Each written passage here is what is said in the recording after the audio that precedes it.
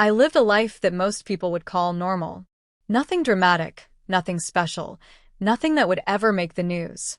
My days moved in a soft, predictable rhythm, like a clock that never missed a second.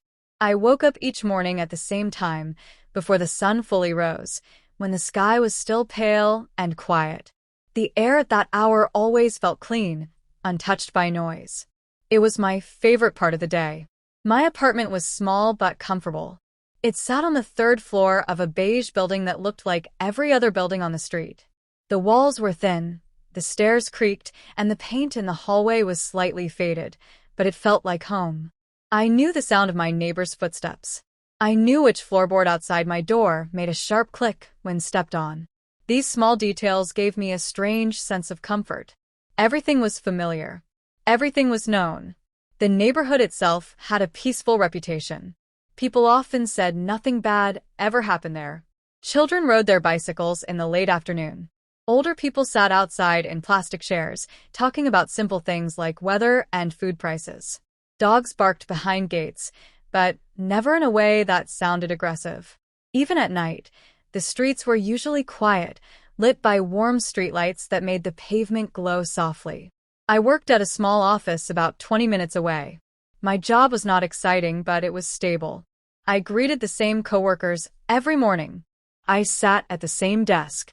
I ate lunch at the same time. Life felt structured, organized, safe. There was comfort in knowing what tomorrow would look like. Nothing around me suggested danger. Nothing looked broken. Nothing looked out of place. That was what made the feeling so difficult to explain. It started as something small. A quiet thought that passed through my mind without permission. A slight tension in my chest when I walked home in the evening. I told myself it was just stress. Work had been busy. I had not been sleeping enough. It was easy to blame simple things. But the feeling did not leave. It was not fear. Not exactly. It was more like my body knew something my mind did not. A soft signal, like a distant alarm that had not yet grown loud enough to hear clearly. I would step outside and suddenly feel aware of my surroundings in a way I never had before. The sound of footsteps behind me made me turn my head faster. A car engine running nearby made my heart beat a little harder. Nothing happened. Nothing followed. Still, the feeling stayed. I began noticing how quiet the neighborhood really was. Before, the silence felt peaceful. Now, sometimes it felt heavy. When I walked home from the bus stop, I would look down the long street and feel like something was missing, though I could not say what. The same buildings stood there. The same parked cars lined the road. Yet the atmosphere felt different, like the air before a storm that had not arrived. I tried to ignore it. At home, I kept my routine. I cooked dinner. I watched television. I scrolled on my phone. The normal sounds of the building continued around me. Water running in pipes. A door closing somewhere down the hall. A chair scraping lightly across a floor. These were ordinary sounds, the kind I had heard every day for months. Still, sometimes I would pause and listen longer than usual, as if trying to hear something hidden inside the noise. I told myself I was being silly. People around me acted the same as always. My neighbors smiled when we crossed paths on the stairs. The woman downstairs watered her plants every evening. The man across the hall carried his groceries in with slow, careful steps. Life moved forward without interruption. No one looked worried. No one seemed to feel what I felt. That made me question myself. Maybe I was just tired. Maybe adulthood was finally catching up to me. Responsibilities, bills, long work hours. Maybe this was what anxiety felt like, quiet and unreasonable. I tried to be logical. There was no evidence of danger. No crime scene. No sirens. No warning signs. And yet, when night came, I found myself checking my door lock more than once. I would lie in bed, ready to sleep, then suddenly wonder if I had really locked the window. I would get up, check it, and return to bed feeling slightly foolish. My home had always felt safe. Why did I need reassurance now? Mornings remained calm. Sunlight came through my curtains the same way. Birds still made soft sounds outside. The world looked unchanged. But inside me, something had shifted. A quiet thread of tension stretched through my thoughts, never tight enough to break, never loose enough to disappear. I started walking a little faster when I was outside alone. I paid more attention to shadows, to reflections in windows, to the sound of distant movement. Nothing specific triggered it. No single event started this feeling. That was what made it harder to trust. There was no clear reason. Sometimes I would stand at my window and look down at the street below. Everything looked normal.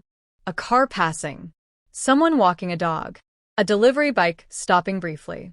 I would watch for a moment, expecting to see something strange, but nothing unusual ever happened. Still, the unease stayed. It felt like being the only person who noticed a small crack in a wall while everyone else walked past it, confident that the building was strong. Maybe the crack meant nothing. Maybe it had always been there. But once seen, it was impossible to forget. I kept this feeling to myself. I did not want to sound dramatic. I did not want to create a problem where none existed. Life was calm. Life was stable. From the outside, everything was fine. But inside, confusion grew quietly. A question without an answer repeated in my mind. Why does everything look the same, but feel different? I could not explain it. I could not prove it. All I knew was that the place I once walked through without thinking now made me look twice. The peace I once felt without effort now required convincing. And each day that passed, the small, silent signal inside me refused to fade. After some days, the quiet feeling inside me did not disappear. It grew sharper, like a light turning slowly brighter. I began noticing small things in the area. They were not big enough to cause alarm, but they were different from before. The first thing I noticed was a group of strangers standing near the small shop at the corner of our street. People passed through our neighborhood sometimes, but these faces did not look like they were just visiting. They stood there for long periods, not buying anything, not talking much, just watching the road. At first, I thought they might be waiting for someone.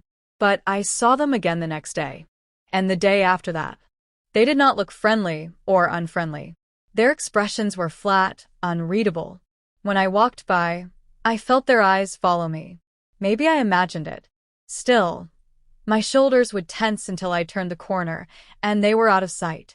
A few evenings later, I noticed the streetlight near my building had stopped working. That light had always made the entrance bright at night. Now the area below it stayed dark, even when other lights on the street glowed yellow. The broken light left a shadow over the path people used to enter and leave. I assumed it would be fixed quickly. But days passed. Nothing changed. Each night, that spot remained dim. Anyone could stand there and not be seen clearly. The thought made me uncomfortable. Then there was the gate at the side of our building. It led to the back stairs, which residents use sometimes. The gate was supposed to stay locked. One evening, as I returned from work, I saw it slightly open. I stopped and stared at it. Maybe someone forgot to close it properly, I told myself. I pushed it shut and went upstairs. The next night it was open again. I began to feel a quiet knot in my stomach. Small things, I said in my head. Just small things. At night, new sounds joined the usual ones. I had lived there long enough to know what was normal. Water pipes, footsteps, doors, the elevator's slow hum. But now, sometimes I heard soft metallic noises outside, like something touching the gate. Once, I heard a car door close very late, long after midnight. I looked out my window, but I could only see part of the street. A dark car sat parked under a tree. Its engine was off, but I had not noticed it earlier. The car stayed there the next evening, too. I told myself people park on streets all the time. Still, I checked from my window more than once. One night, I thought I saw someone sitting inside, but the glass reflected light, and I could not be sure. My heart beat faster for no clear reason. During the day, I tried to behave normally, but my eyes moved more. I paid attention to corners, to doorways, to people who stood still for too long. The neighborhood that once felt open now felt like it held too many hidden spaces. I decided to mention it casually to the woman who lived downstairs. We often spoke in the hallway. I told her I had noticed the street light was broken and the side gate left open. I said it made the area feel less safe. She smiled in a relaxed way and waved her hand. She said nothing ever happens here. She said kids probably push the gate and someone would fix the light soon. Her voice carried no concern. She asked if work was stressing me. Her calm reaction made me hesitate. Maybe she was right. Later that week, I met a friend for coffee after work. I told her I had been feeling uneasy in my neighborhood. I mentioned the strangers near the shop, the car at night, the gate. She laughed lightly. She said I watched too many crime videos online. She said my mind was filling in stories where there were none. She reminded me that cities are full of people and not every stranger is a threat. I forced a small smile, but my face felt warm. I felt silly for bringing it up. After that, I tried not to talk about it again. But the signs did not stop. One night, around 2 in the morning, a sharp sound woke me. It felt like something dropped outside. I stayed still in bed, listening. My heart pounded so loudly, I could hear it in my ears. I waited for another sound. None came. The silence that followed felt thick, almost heavy. I did not get up to check. The next morning, I looked from my window. Nothing seemed broken. Nothing looked moved.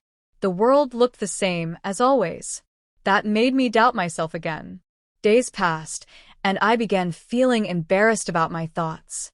Every time I noticed something unusual, another voice inside me said I was being dramatic. Other people were calm. Other people slept well.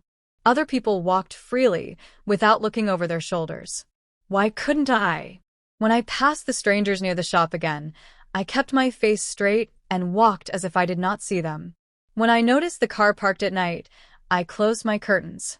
When I saw the gate open, I shut it quietly and said nothing. I stopped sharing my worries. Each time I almost spoke, I remembered the smiles, the laughter, the gentle way people told me I was overthinking. I did not want to be the nervous person who imagined danger everywhere. Still, the feeling did not leave. Instead, it mixed with something new: shame. Shame for not being as relaxed as everyone else. Shame for checking locks twice. Shame for listening too hard to night sounds. I began to question my own mind more than the things I saw. Maybe nothing was wrong with the neighborhood. Maybe something was wrong with me. After some time, the uneasy feeling inside me became too strong to ignore. It was no longer just a private thought I could hide. Each strange sign added weight to my chest. I started to believe that staying silent would be worse than speaking. One evening, I decided to talk to more neighbors, not in a casual way like before, but seriously. I knocked on the door of the man who lived across the hallway. He was older and had lived in the building longer than most of us. I thought he would understand. I told him I had noticed unfamiliar people standing around often. I explained about the broken streetlight and the gate that would not stay closed. I said the place did not feel as safe as it used to. He listened, but his face did not change. When I finished, he sighed softly. He said cities change, people come and go. He told me not to let my mind create fear where there was no proof. He said he had lived through many years without trouble. His calm tone made my words feel small. I thanked him and walked back to my apartment, feeling like I had overreacted. Still, I tried again with someone else. The next day, I met a woman from the second floor near the entrance. I told her I thought we should report the broken light and remind everyone to lock the side gate properly. I said we should be more careful. She nodded at first, but then she checked her phone and said she was late. She said building issues were the landlord's job, not hers. She told me she had too much to worry about already. Her quick answer closed the conversation. I stood there alone for a moment, feeling foolish for stopping her. Later that week, I gathered courage and wrote a message in the building group chat. It was the first time I had spoken there about something serious. My hands shook slightly as I typed. I kept the message polite. I said I had noticed strangers around often, the light still broken, and the gate open at night. I suggested we all pay attention and make sure doors stayed locked. I asked if we could request better lighting. At first, no one replied. Then one person sent a short message saying everything was fine. Another wrote that the area had always been peaceful. Someone else added a laughing emoji and said I must have watched too many crime shows again. My face burned as I read their responses. I stared at the screen, wishing I could take my message back. I felt like I had exposed a weakness in front of everyone. One man wrote that security was the landlord's responsibility, not the tenant's. He said people should focus on their own lives instead of creating fear. Another said we should not spread panic over nothing. Panic. That word hurt. I was not trying to scare anyone. I only wanted us to be alert. I did not answer again in the chat. The next day, I avoided eye contact with neighbors in the hallway. I imagined they were thinking about me, the woman who made drama over small things. I walked quickly, keys already in hand, as if speed could hide my embarrassment. Still, the feeling of duty did not leave. I kept thinking that if something happened, I would blame myself for staying quiet. So I tried once more, this time with a small group of women who lived nearby. We sometimes talked outside in the evenings. I brought up the parked car that appeared late at night. I said I thought someone might be watching the area. I suggested we share information if we noticed anything unusual. She said trouble comes when people involve themselves in things that do not concern them. Her words hit me hard. I had believed looking out for the neighborhood was part of caring. But to them, it sounded like interference. One of them smiled kindly, but said I worried too much. She said stress could make normal things seem dangerous. She told me to relax and rest more. I nodded, though my throat felt tight. I wanted to explain that this was not just stress. It was a steady signal inside me that something was off. But their expressions showed they had already decided. I walked back home slowly, my mind heavy. Instead of feeling like someone trying to protect others, I felt like a problem people wished would stay quiet. After that, I noticed changes in how people reacted to me. Conversations ended faster. Smiles looked forced. When I entered a space, voices sometimes lowered. Maybe I imagined it, but it felt real. I began to question myself more deeply. Was I truly seeing warning signs? Or was I creating stories? Every time I tried to trust my instincts, I remembered the group chat, the laughter, the polite dismissals. Yet the environment around me did not change. The light stayed broken. The gate still opened easily. The strangers still appeared near the corner shop. The car still came at night. The difference was inside me. I felt torn between two roles. One part of me believed I had a responsibility to speak, to care, to act. The other part wanted to stay silent so people would not see me as difficult. That conflict exhausted me. I slept poorly. I replayed conversations in my head, wondering if I had sounded dramatic. I practiced calmer ways to speak, softer tones, shorter sentences. I thought maybe if I spoke more gently they would listen. But deep down, another fear grew. What if something truly bad happened, and everyone said afterward that the signs had been there? I did not want to be right. I only wanted to feel safe again. Still, each time I opened my mouth, the same wall stood in front of me. Annoyance, indifference, distance. People did not want to hear about possible danger. It disturbed their comfort. Slowly, I stopped seeing myself as a careful person. I started seeing myself the way I thought they did, someone who created problems from nothing. That change hurt more than their words. The uneasy feeling inside me did not fade. Instead, it deepened, like a shadow growing longer at the end of the day. I tried to ignore it. I told myself I had already said enough. People had made it clear they did not want to hear more. Still, the signs did not stop. They increased. The same car I had noticed before began to appear more often. It was dark in color, with windows that made it hard to see inside. At first, I saw it once every few days. Then it showed up almost every evening. Sometimes it was parked near the entrance. Other times it stood across the street, engine off, like it was waiting. I told myself there could be many reasons. Maybe someone was visiting a neighbor. Maybe a driver was resting.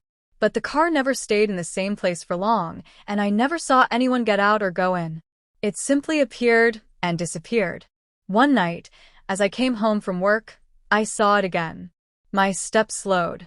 My heart beat faster. I pretended to check my bag while looking toward the vehicle. I felt eyes on me, though I could not see a face. I went inside quickly and locked my door. I stood there in silence, listening to my own breathing. I felt foolish again. It was just a car, I told myself. Nothing more. A few days later, something else happened. I returned from the store and found the main building door slightly open. It was supposed to close automatically.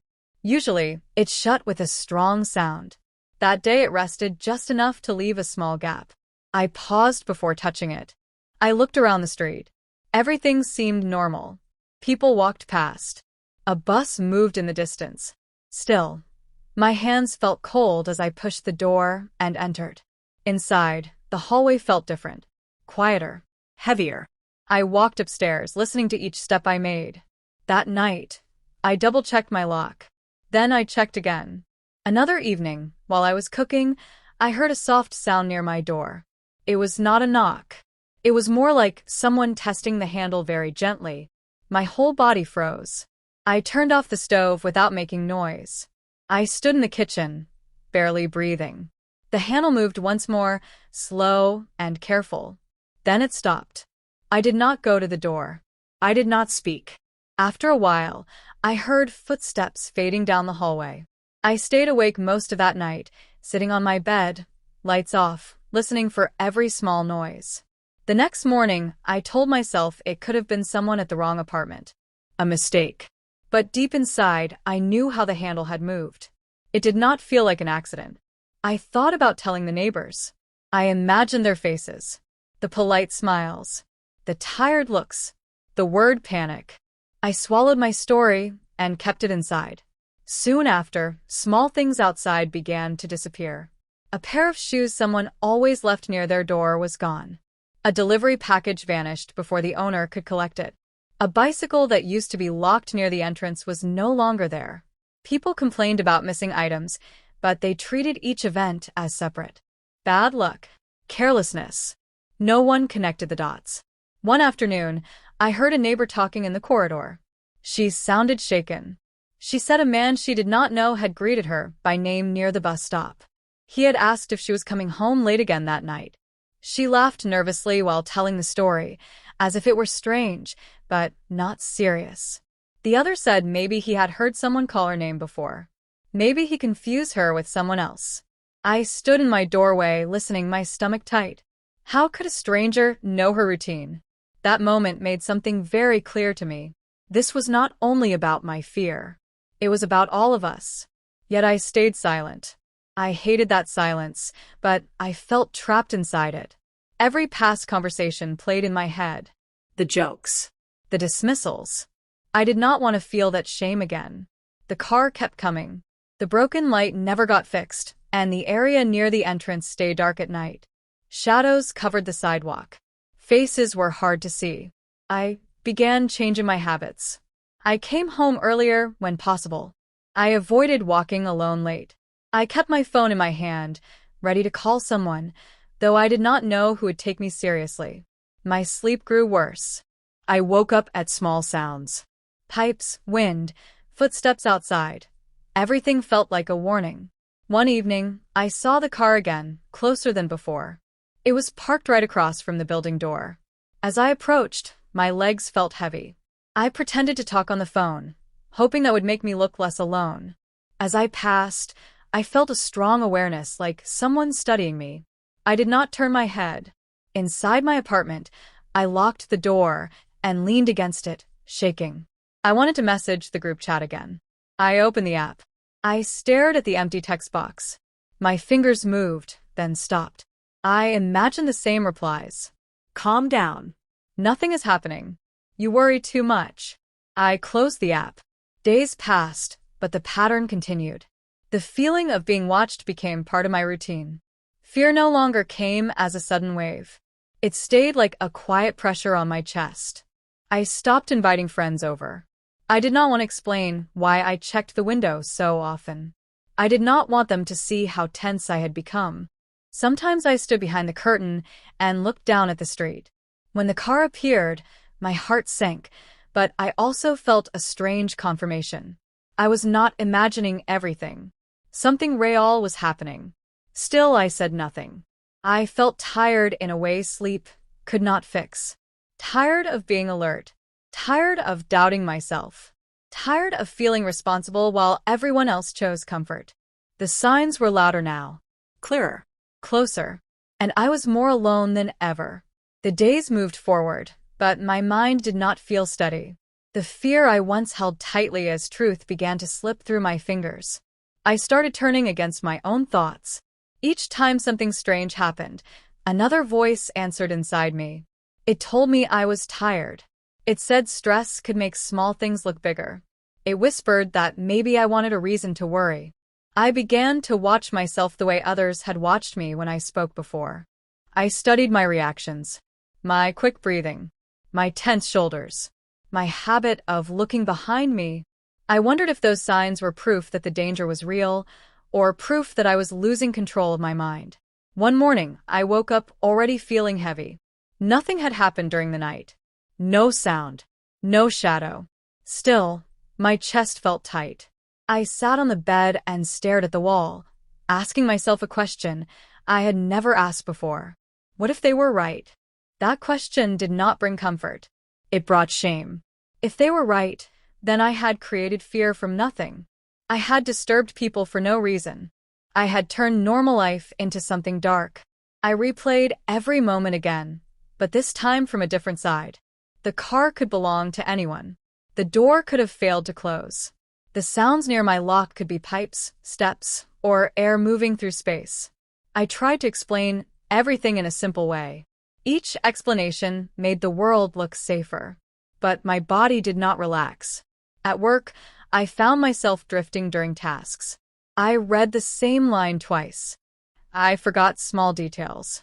My mind stayed busy, not with events, but with doubt. I stopped looking out the window as often. I told myself that checking again would only feed the fear. I tried to act like before, walking without turning my head too much, keeping my pace normal. It felt like pretending to be someone else. One evening, I heard a noise outside, a soft scrape near the hallway. My heart jumped, but I forced myself to stay still on the couch. I did not move toward the door. I did not listen closely. I said out loud that it was nothing. Hearing my own voice felt strange, like I was trying to convince a child. Later that night, I lay in bed and thought about how tired I was of feeling this way. Not only scared, but unsure of my own mind. That second feeling hurt more. Fear can push you to act. Doubt makes you freeze. I remembered how people had looked at me during those talks. Their smiles that were not warm. Their quick change of subject. I remembered one neighbor telling me I needed rest, like my words came from exhaustion, not observation. Maybe I had pushed too much, I thought. Maybe people needed peace, not warnings. That idea grew inside me. I began to feel like I had caused discomfort, like I had disturbed calm days with dark ideas. The guilt mixed with fear and made everything heavier. So, I made a quiet decision. I would stop. I would not talk about the car. I would not mention doors, lights, or sounds. I would not watch so closely. I would live like others did, trusting that nothing serious could happen here. The next time I saw the car, I kept walking. I did not slow down. My hands shook, but I hid them inside my pockets. I did not tell anyone. When I noticed the building door open again, I simply closed it behind me and said nothing. When I heard steps behind me one night, I did not turn around. I walked faster and told myself it was someone going the same way. Silence became my new habit. At first, it felt like relief. No more long thoughts about how to explain my feelings. No more imagining faces that did not believe me. No more waiting for replies that made me feel small. But that relief did not last. The fear did not leave just because I stopped speaking. It stayed, quiet but alive. Now it had no way out. I began to carry it alone, like a weight hidden under clothes. No one could see it, but I felt it every minute. My smile at work became automatic. My answers to friends were short. I avoided deep talks because I did not trust my own mind enough to explain anything. Sometimes I almost spoke. Words would rise to my mouth, then stop. I pictured the same reaction. I swallowed everything again. Nights grew longer. I would lie in the dark, listening, telling myself not to listen, failing every time. asked myself if staying silent made me stronger or weaker. I did not know. Part of me believed that if I stopped feeding the fear, it would fade. Another part knew that ignoring a fire does not stop it from burning. Still, I chose quiet. One afternoon, I passed a group of neighbors talking near the entrance. I slowed down, thinking about telling them how I still felt. My chest tightened. My mouth went dry. I walked past without a word. As I climbed the stairs, a heavy truth settled inside me. I was no longer trying to protect anyone. I was trying to protect myself from embarrassment, from being seen as dramatic, from standing alone again. That hurt more than fear. I reached my door and locked it behind me. I leaned my head against the wood and closed my eyes. I had once believed that speaking up was the brave choice. Now silence felt easier. But easier did not mean right. Even so, I stayed quiet. That was the moment everything changed inside me. Not because the danger ended, not because the signs stopped, but because I stopped trusting my own voice. The morning began like every other day. The sky was clear, the air cool, and the street looked calm. Nothing felt different on the surface. People stepped outside with their usual rhythm, holding bags, greeting neighbors, walking toward buses and cars. The world looked normal, and that normal look made everything that followed feel unreal. I left home early, carrying my things, trying to move through the day without letting my thoughts grow heavy again. I had trained myself to stay quiet inside. No more watching too closely. No more building fear from small details. The streetlight near the corner still had not been fixed. I noticed it, then forced my eyes away. A white van was parked near the entrance of the next building. I had seen it before, but I did not let my mind stay there. Vehicles come and go, I told myself. I walked to work with steady steps, trying to feel like everyone else. Ordinary. Calm. Unbothered. By afternoon, the weather had warmed. People filled the area more than usual. Children's voices echoed from the small playground. A delivery bike passed quickly. Two women stood near a shop entrance talking about something that made them laugh. Life looked safe. I remember thinking that maybe I had been wrong about everything. Maybe this place truly was like everyone said. Peaceful. Simple. Then the sound came. It was sharp and loud, breaking the air in a way that did not belong there. For a second, my mind refused to understand it. People paused. A bird flew up suddenly from a nearby roof. Another sound followed, closer this time. A crash of something falling. A scream rose from the street, high and filled with fear. Everything changed in one breath. People began to run, not in one direction, but everywhere. Some shouted names. Others froze, looking around without knowing where the danger was. A car door slammed hard. A child cried loudly, the sound shaking through the noise. I stood still, heart racing so fast it hurt. My body felt cold even under the sun. More screams came from the far side of the road. Someone yelled for help. A voice shouted to get down. The air felt tight, heavy, like the world had suddenly become too small. I dropped behind a low wall near the walkway, my hands trembling. I could not see clearly, only movement, shadows, people pushing past each other. A bag fell to the ground, spilling its contents. No one stopped to pick it up. Sirens began in the distance, faint at first, then growing louder. The sound cut through everything, rising and falling as emergency vehicles rushed closer. I heard someone near me crying, repeating the same words over and over. Another person was on the phone, voice shaking as they tried to explain what was happening. My mind felt blank and loud at the same time. This was the thing I had feared without knowing its shape. Minutes felt like hours. The chaos did not slow right away. Confusion spread because no one understood what was happening or where the threat was. People hid behind cars, walls, doors. Some helped others move. Some just stood in shock. The safe image of the neighborhood shattered like glass. When the sirens reached us, flashing lights painted the buildings in red and blue. Officers moved quickly, shouting instructions. Medical workers rushed forward with equipment, kneeling beside people on the ground. I could not see everything, but I saw enough to know that lives had changed forever in those few moments. A woman near the shop sat on the pavement, holding her head, her face pale. A man leaned against a wall, breathing hard, unable to speak. A young boy clung to someone's arm, eyes wide and silent. The sounds around me mixed into something I will never forget. Cries, orders, engines, footsteps, voices calling names that did not answer. I stayed behind that wall, unable to stand, unable to look away. My thoughts did not come in words, only in feelings. Shock. Fear. A deep, sinking realization. This had not come from nowhere. This had been building. All the small signs I had seen, all the strange moments, the open doors, the unknown vehicle, the watching feeling, they rushed back into my mind at once. Not as guesses, as warnings. Tears ran down my face without me noticing. My hands covered my mouth, as if that could hold the pain inside. People who had laughed before now looked lost. The same neighbors who said nothing ever happened here stood shaking, faces drained of color. The comfort they once carried was gone. Time moved strangely after that.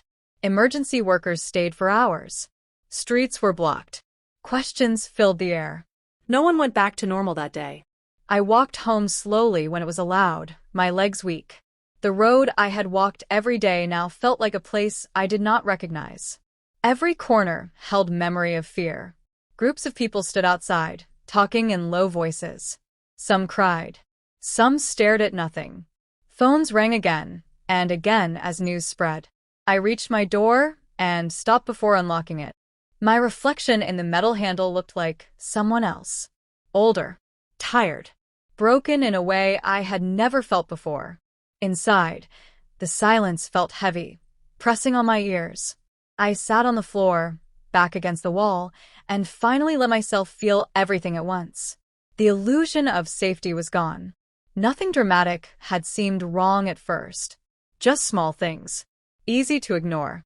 Easy to explain away. Easy for others to laugh at. But danger does not always arrive loudly. Sometimes it grows quietly while people look the other way. That day, reality spoke in the only voice no one could dismiss. And it was too late. I stood there long after the noise had faded. The street looked the same, yet nothing felt familiar. People moved around me, speaking in low voices, but their words sounded distant, like they were coming from another place. My feet would not move. My body felt heavy, as if the ground held me in place. My eyes stayed on the road ahead, but my mind was not in the present anymore. It had gone backward, running through memory after memory, without stopping. I saw the car again, parked in the same spot too many times. Engine off. Windows dark. Someone sitting inside, shape barely visible. I remembered how I slowed my steps when I passed it, pretending to check my phone while my heart beat faster. I told myself it meant nothing. Vehicles stay overnight sometimes. People visit friends. Deliveries happen. There are explanations for everything. But the image would not leave. Then the broken streetlight came to my mind. Night after night, that corner stayed in shadow. I used to walk a little faster when I passed there. I once thought of calling the city office. I imagined writing a message in the neighborhood group chat. I did not. I did not want to seem dramatic. I remembered standing by my window, looking down at the gate that did not always close properly. I had watched strangers walk through, as if the place belonged to them. I told myself it was only carelessness from residents. I did not want to be the person who complained about small things. Each memory returned sharper than before. I heard laughter in my head, not happy laughter, but the sound people made when I tried to speak. Friendly smiles that carried dismissal. Light voices saying I watched too many crime shows. Jokes about my imagination. At the time, those reactions made me shrink inside. I thought maybe I was too sensitive. Maybe I noticed things others did not because I worried too much. Now, standing there in the quiet after chaos, I felt something different. I felt clarity. Every uneasy feeling, every moment my stomach tightened, every time I looked over my shoulder, it had not been random. It had been my mind trying to protect me. My body had seen patterns before my thoughts could form clear reasons. Fear had not been my enemy. It had been a signal. My knees weakened, and I leaned against a wall to stay upright. Tears blurred my sight, but I did not wipe them away. They came from a place deeper than sadness. They came from recognition. I had known, not the details, not the exact event, but I had known that something in the environment had shifted, that safety was not as solid as people believed. I remember the day I spoke seriously in the group chat, suggesting better locks, more lights, more attention. I had read the short replies that followed. Some ignored it. One person said I worried too much. Another changed the subject. That memory hurt more than the sound of sirens. Because now the cost of silence and dismissal stood in front of all of us. People walked past me, faces pale, eyes red. No one was laughing anymore. No one said I overthought things. No one told me to relax. The same place that once felt warm now felt fragile, like glass after a crack spreads across its surface.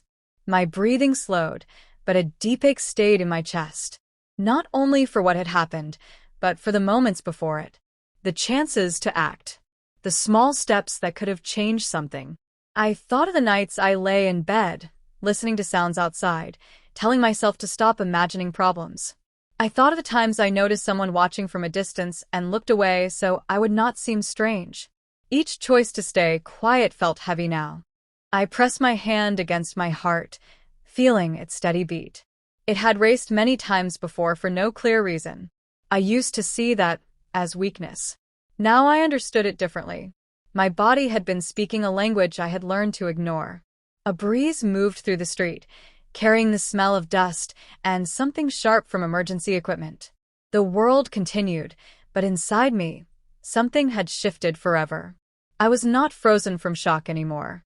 I was frozen from truth. The truth that instinct is not noise. The truth that patterns matter, even when others do not see them. The truth that being uncomfortable is sometimes the mind's way of pointing toward danger. I looked at the buildings around me. Windows reflected the fading light. Behind those walls lived people who once felt protected by routine. Today, routine had broken. I did not feel anger at them. I felt something heavier, a shared loss of illusion. But I also felt grief for my own doubt. I had slowly taught myself not to trust my senses. I had lowered my voice to fit into a world that values calm over caution. And now the evidence stood in silence. A neighbor passed close to me, eyes wet, and for a second our gazes met. In that look I saw understanding. No words were needed. We both knew that the past could not be changed. The realization did not come as a loud thought. It settled slowly, like weight sinking into water. I had not been irrational. I had been aware. And awareness had been mistaken for fear. A strange mix of pain and strength filled me. Pain for the loss. Strength because I finally trusted what I felt inside. But that strength arrived too late to stop what had already happened. The sky above darkened as evening approached. Lights turned on in windows one by one. Life continued in small ways, but nothing felt the same. I finally took a step forward, then another. My legs moved, though my mind stayed heavy with memory. Every past moment now carried meaning. The car, the broken light, the open gate, the laughter, the silence I chose. They formed a line leading to today. I did not know how long it would take for the shaking inside me to calm. I did not know how the neighborhood would recover, or if it ever truly would. But I knew one thing with certainty. The voice inside me, the quiet warning I tried to bury, had been telling the truth. And the cost of not listening would stay with me for the rest of my life.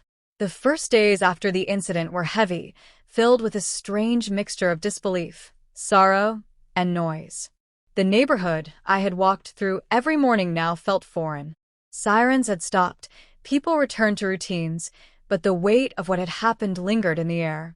I tried to move, to breathe, to exist as if nothing had changed, yet everything had shifted in a way that could not be repaired.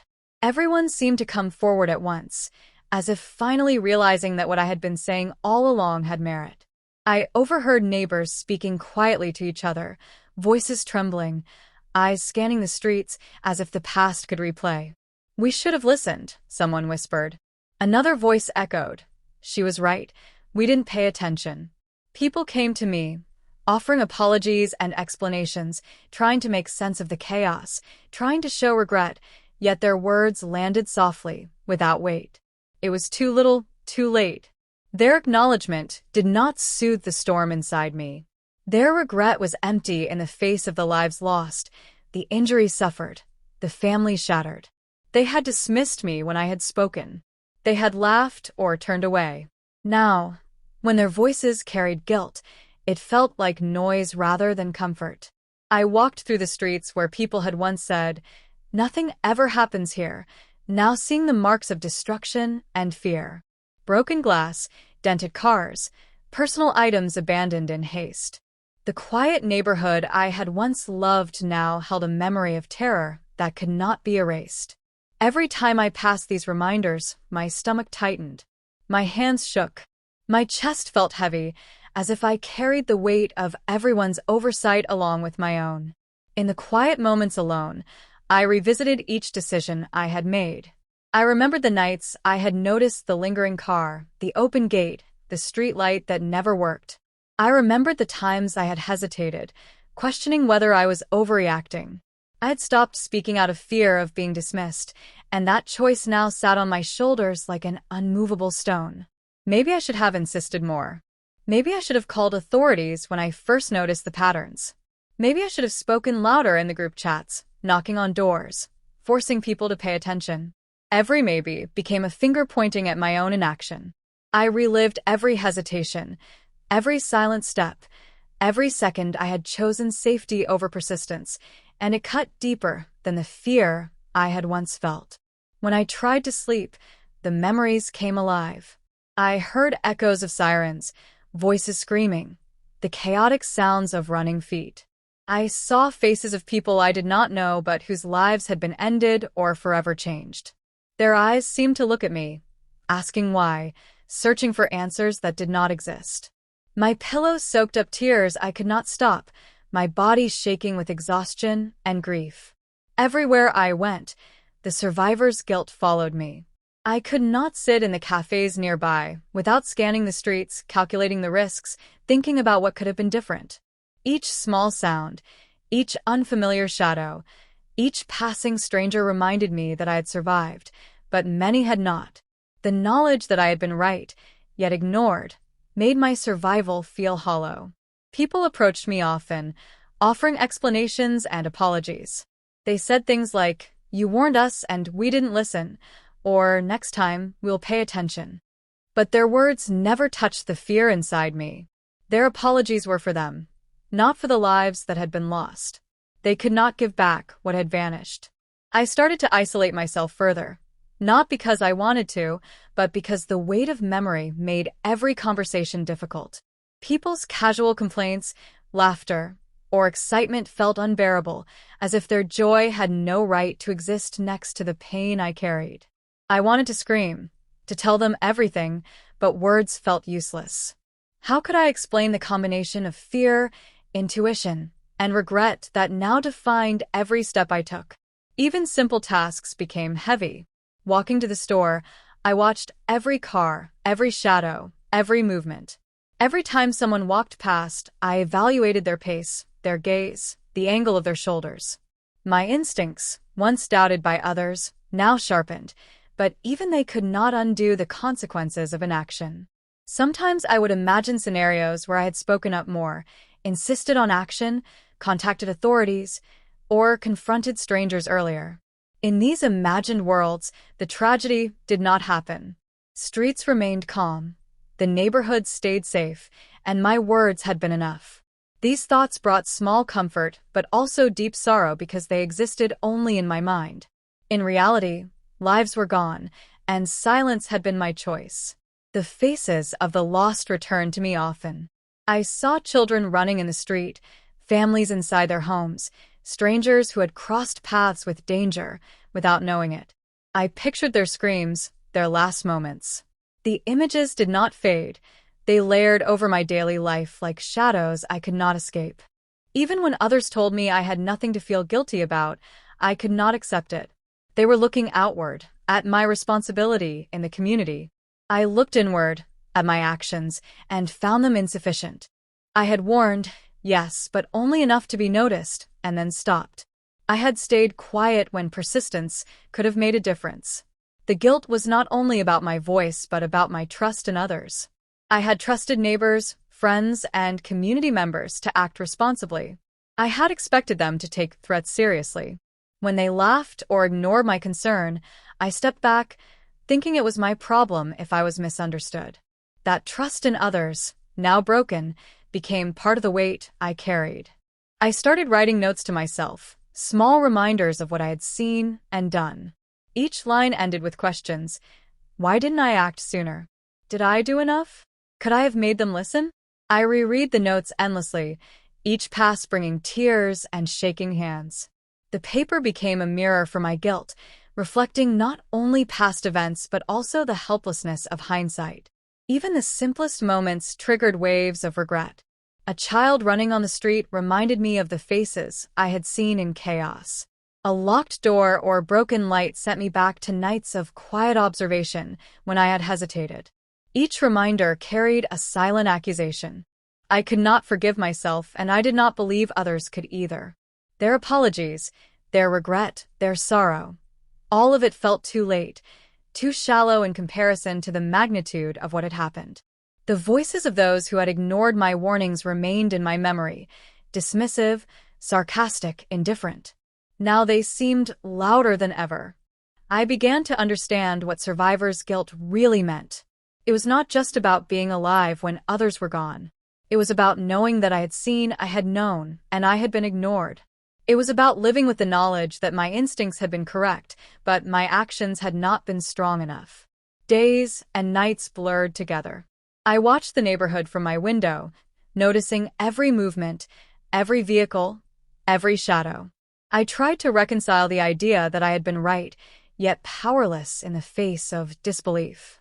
The physical fear had faded, replaced by a heavy, constant ache of guilt and self-blame. In quiet moments, I replayed my conversations with friends, neighbors, and family. Their laughter, their dismissal, their calm-down phrases haunted me. Each replay brought another pang of regret. I realized that I had allowed their disbelief to silence my voice. That choice, small at the time, had grown into a tragedy I could not undo. Even months later, the memory of that day lingered. I walked carefully, checked doors, locked windows, watched the streets, not because I trusted anyone, but because I had learned the cost of silence. My instincts, once questioned, had proven vital. My voice, once ignored, might have saved lives. I lived each day with the weight of what could have been. I could not erase the images of chaos, the cries of people caught unprepared, the realization that prevention was possible but not achieved. The guilt shaped my thoughts, my actions, and even my dreams. Every time someone said, "You were right," or "We should have listened," I felt no comfort. Their words reminded me of how little attention my warnings had received. Their regret could not undo the harm. My only companion became memory, a constant, living reminder of what I had known and what others refused to hear. I understood, finally, that some knowledge carries a price. To know danger before it strikes is to bear responsibility, whether others accept it or not. Silence had been my choice, their disbelief had been their choice, and now the result was a burden I carried alone. Even now, walking through the streets, I see patterns, shapes, and sounds differently. I notice small details others overlook. I cannot unsee what happened, and I cannot stop questioning if I might have done more. Survivor's guilt does not fade. It does not allow forgetfulness. It is a constant shadow, following every step, reminding me of the cost of ignored instincts. I live with that weight every day, and I speak less than I once did. Not because I fear being wrong, but because I know how fragile acknowledgement can be. Some truths exist, some warnings matter, and some voices must carry memory even when the world does not listen. I will carry this story forever, not as proof of fear, but as proof of knowledge ignored. Not as proof of weakness, but as proof that vigilance is real. Every time someone says, "You overreacted," I hear the echoes of that day, and I remember the price of disbelief. I walked through the streets where everything had happened, and even months later, the world felt different. The cracks in the sidewalks, the corners of buildings, the fences, each small detail reminded me that nothing was safe anymore. I had once believed in quiet mornings, predictable faces, and familiar routines. That belief had shattered, and every step reminded me of it. Even in my own home, I did not feel safe. The locks on the doors seemed fragile. The windows did not feel like barriers. Every creak in the floor, every gust of wind against the walls, made my heart beat faster. I would pause mid-step, my hands gripping the edge of tables, trying to convince myself that I was imagining danger. But my body remembered. My instincts remembered. The fear was no longer a quiet whisper. It was a constant companion. Nights were the hardest. Darkness amplified memories. The smallest noises became echoes of past chaos. A car door shutting across the street sent my heart racing. A dog barking in the distance felt like a warning. I could not fall asleep easily. My eyes would stay open, staring at the ceiling, replaying faces, screams, and sirens. I knew I would not dream of calm. Only fragments of the tragedy invaded my sleep, keeping me restless and anxious. The cries of those who had been lost haunted me. I could not hear them in reality, but in my mind, the sounds were vivid. I imagined children running, people shouting, families calling out for help. Each memory hit like a wave, leaving me breathless and exhausted. I wanted to cover my ears, to shut out the world, but the memories were inside me, impossible to silence. I noticed that my reactions had changed. Where I had once walked casually, I now moved quickly, scanning corners and streets. I avoided paths that had once seemed safe. I hesitated before opening doors, and I always checked windows before leaving home. Simple tasks required thought and preparation. I had become cautious to a degree I never expected, and even that caution could not erase the memories. Visiting friends and family offered little comfort. They could not understand the quiet panic that followed me. They would speak normally, laugh, or go about their routines, while I felt the tension pressing down like a weight. Even in their presence, I would flinch at sudden movements or unexpected sounds. My mind could not separate past danger from present safety. Time moved forward, but my trauma stayed. Days became weeks, weeks became months, yet I felt trapped in the moment of chaos. I replayed what I had noticed before the tragedy, what I had tried to warn others about, and how my voice had been dismissed. Each reflection deepened the sense of helplessness. I had survived, but survival did not erase the memory of lives lost or the cries that filled the streets that day. Even walking past familiar places was hard. The park where children once played now felt tense. The street corner where neighbors greeted each other seemed shadowed. Every corner carried reminders of the past, and I could not forget what had happened. My mind forced me to remember details that others had dismissed. The lingering car, the broken streetlight, the unlocked gate. They were not small things. They were warnings I had tried to share. At times, I questioned myself. I wondered if my memories were exaggerations or distortions. But then, something would happen, a noise, a shadow, a movement, and I would remember that my fear had been justified. The terror I had sensed before had been real. My intuition had been correct. The people who laughed, who ignored, who dismissed my concern, had not known, but I had. And now the cost of disbelief was permanent. Even conversations felt dangerous. I listened carefully to tones of voice, the way people moved, and the spaces they occupied. I measured words, checked reactions, and calculated risks. Social gatherings became stressful. I was constantly alert, my mind on edge. The world felt unpredictable and unsafe, and I could not allow myself to relax. The memory of screams, sirens, and running feet was never far from me. They returned in quiet moments, in the shower, in the kitchen, in the hallway of my apartment. They returned in dreams, half real, half imagined, making sleep nearly impossible. Even when the day was calm and sunny, the past haunted me. It had taken peace from me, leaving a permanent shadow. I noticed changes in my body. My heart often raced without warning.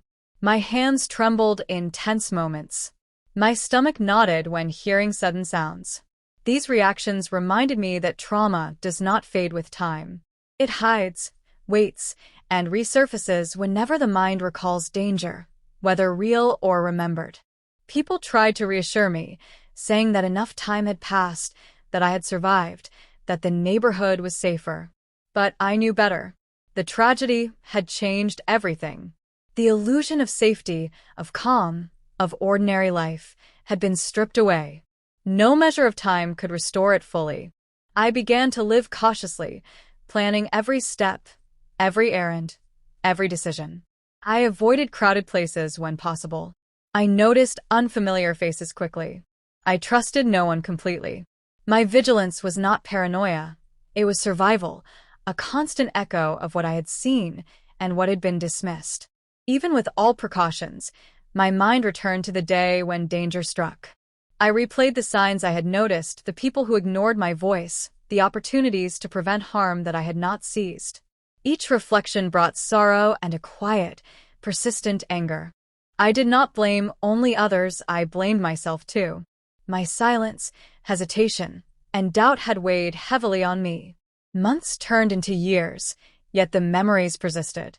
Even when surrounded by friends or family, I felt an invisible tension, a constant awareness of threats. The neighborhood looked ordinary, but in my mind, it had been marked forever. Every sound, every shadow, every movement reminded me of the moment when everything changed. I realized that trauma is not measured by days or months. It is measured by how the past continues to shape the present. How every choice, every hesitation, every dismissed warning affects the way one moves through the world. I had survived physically, but psychologically, a piece of me remained in that chaotic street, frozen in the echoes of cries and sirens. Even in quiet moments at home, I could not shake the memories. A gust of wind, the squeak of a floorboard, or the passing of a car brought my mind back to that day. The tragedy did not only take lives, it took a part of my sense of safety, of peace, of normalcy. I understood now that fear was never my enemy. Fear had been a guide, a signal I should have followed more firmly. But when voices around me dismissed that fear, it was silenced.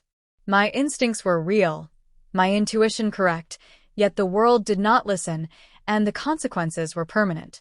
Now, I live with vigilance as my constant companion. The neighborhood appears calm. Neighbors return to routines. Life seems to continue, but I know better.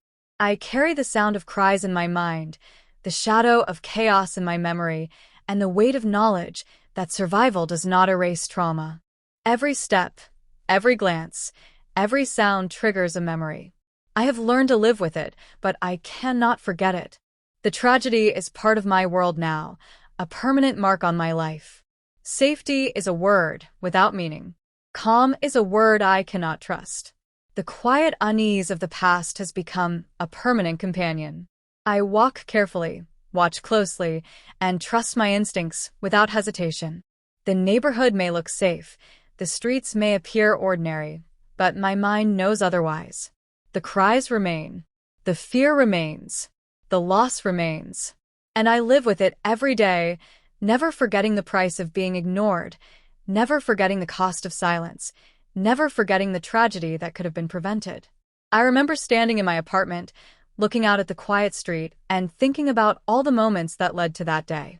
How small things, ignored warnings, and my own hesitation allowed danger to grow unnoticed.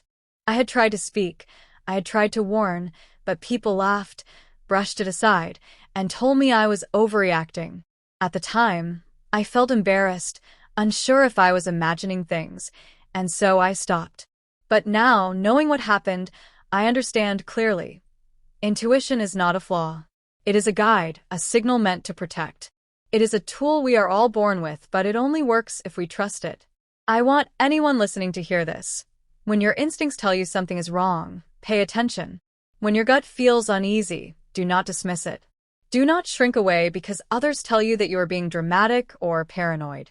Your intuition is trying to warn you. It is trying to save you.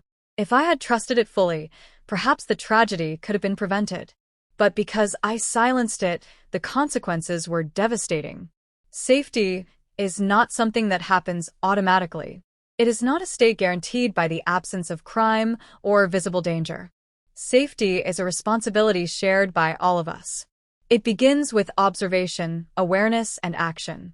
It begins with listening when someone says, "I feel something is wrong." I learned the hard way that ignoring these warnings, whether in ourselves or in others, comes at a cost too high to bear. Lives can be lost, families affected, and the feeling of security can vanish forever. I also want to speak about responsibility. Many people around me had the chance to listen, to act, to notice. They were close to me, neighbors, friends, family. They could have intervened in small ways, locking a gate, calling authorities, asking questions. But they dismissed me. They minimized my concerns, and that dismissal allowed danger to grow. Listening is not just politeness. It is a duty. It can save lives. It can prevent harm. We must take warnings seriously, whether they come from our own gut or from someone we trust. I cannot forget the people who were hurt, the families who were devastated, and the lives that ended too soon. Their faces remain in my mind, not as accusations, but as reminders of the importance of paying attention. We are often taught to dismiss worry, to say it's nothing, to move on quickly. But there are moments where worry is necessary, where fear is a sign, not a weakness, where speaking up matters more than appearances or comfort. I have also learned about courage. Speaking out, insisting, and refusing to remain silent is not easy. It can be exhausting, lonely, and often ignored. But remaining silent is the price we pay when danger comes. Courage does not mean we will always be believed, but it means we act anyway, because action can make the difference between life and death. Another lesson is about awareness. Danger rarely announces itself in bold, obvious ways. It creeps in quietly, hidden in small signs, subtle changes, and unusual behavior. A car that lingers too long, a door left unlocked, footsteps at night. These may seem insignificant. But our intuition recognizes patterns, senses danger before the mind fully understands it. We must learn to trust that instinct, to connect the dots when others may not notice, and to act on it. I want to warn viewers not to let the discomfort of confrontation stop them. It is uncomfortable to point out danger, to insist others take it seriously. It is easier to remain quiet, to avoid seeming dramatic, to pretend everything is fine. But that silence can be deadly. Each warning ignored is a chance lost to prevent harm. Every time someone laughs at your concern, remember that the cost of inaction is real and often irreversible. Even now, after the tragedy, I carry the lessons every day. I pay attention to the streets, the faces, the patterns. I do not ignore the small things that feel off. I do not trust that everything is safe just because it looks calm. That knowledge is heavy, but it is necessary. Survival depends on it. Awareness depends on it. And perhaps action depends on it most of all. My story is not meant to frighten, though it may be unsettling.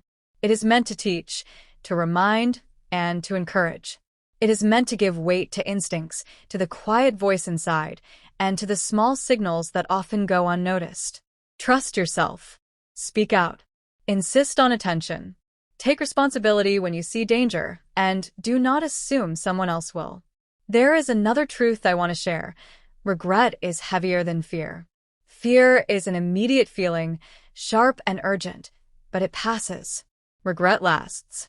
The memory of what could have been done differently, of the warnings ignored, and of the voices silenced will stay with you for years. It is a reminder that fear is not your enemy. Fear is your signal. Listening is your tool. Acting is your power. To anyone watching, I say this clearly: do not wait until it is too late. Do not let polite dismissals or disbelief stop you from acting. You may be the first person to notice danger. You may be the only one willing to act. Your courage, your voice, and your awareness matter more than appearances. I have learned that life can change in an instant. The calmest neighborhood can hold hidden danger. People can be wrong, unaware, or dismissive. But intuition rarely lies. Instinct rarely fails. If something feels off, it usually is. Do not silence that voice. Do not ignore that signal. It may save your life or someone else's. I will carry the memory of that day forever. The cries, the chaos, the realization that warning signs were real, they live inside me. But I also carry the lesson: trust your instincts, insist on being heard, and take action when others will not. There is no shame in warning. There is no weakness in caution. And there is no excuse for ignoring the signals your mind and heart send you. Remember, fear is a guide, not a failure.